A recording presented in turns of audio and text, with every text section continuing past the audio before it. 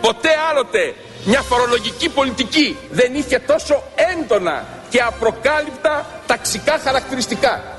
Εις βάρος των απλών ανθρώπων, εις βάρος των μεσαίων στρωμάτων, τα οποία βλέπουν την ακρίβεια να διονγκώνεται και την εισοδηματική τους ανεπάρκεια να τους καταδιώκει καθημερινά.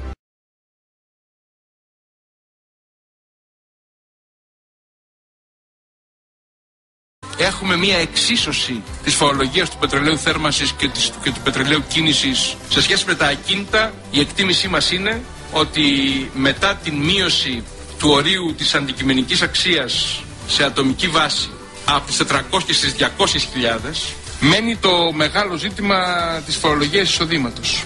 Παραμένει η εισφορά αλληλεγγύης. Η εισφορά αλληλεγγύης κλιμακώνεται από το 1 έως το 5%, δηλαδή από 12 έως 20.000 1%, από 20 έως νομίζω 50.000 2%, από 50 έως 100.000 3%, από 100.000 και πάνω 4%, και για τη συμπαθή κατηγορία των βουλευτών, των ερετών της τοπικής αυτοδιοίκησης και των μετακλητών στελεχών επίπεδου γενικού, ειδικού γραμματέα και διοικητή οργανισμού 5%.